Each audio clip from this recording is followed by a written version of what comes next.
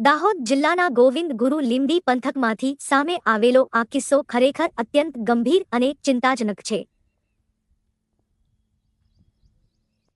મનરેગા, નરેગા જેવી ગરીબો અને શ્રમિકોના હિત માટેની સરકારી યોજનામાં જ્યારે આ પ્રકારે ભ્રષ્ટાચાર આચરવામાં આવે ત્યારે વહીવટી તંત્રની પારદર્શિતા સામે મોટા સવાલો ઊભા થાય છે.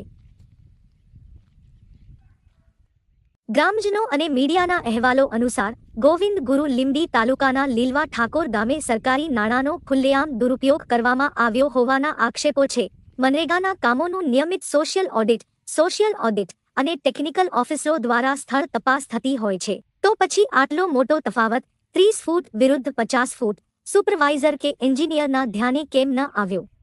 સરકારી નાણાંની ઉચાપત, કૂવાની ઊંડાઈ વધારે બતાવીને ડેપ્યુટી સરપંચ અને ગ્રામ પંચાયતના જવાબદારોએ લાખો રૂપિયાના ખોટા બિલ મંજૂર કરાવી સરકારી તિજોરીને નુકસાન પહોંચાડ્યું. ગરીબોના હક પર ત્રાપ. મનરેગા યોજના શ્રમિકોને રોજગારી આપવા માટે છે, પરંતુ અહીં શ્રમિકોના પરસેવાની કમાણી અને વિકાસના કામોના નાણાં વચેટિયાઓ ઓળવી ગયા હોવાનું ચિત્ર ઉપસી રહ્યું છે. રિપોર્ટર દીપક લબાના.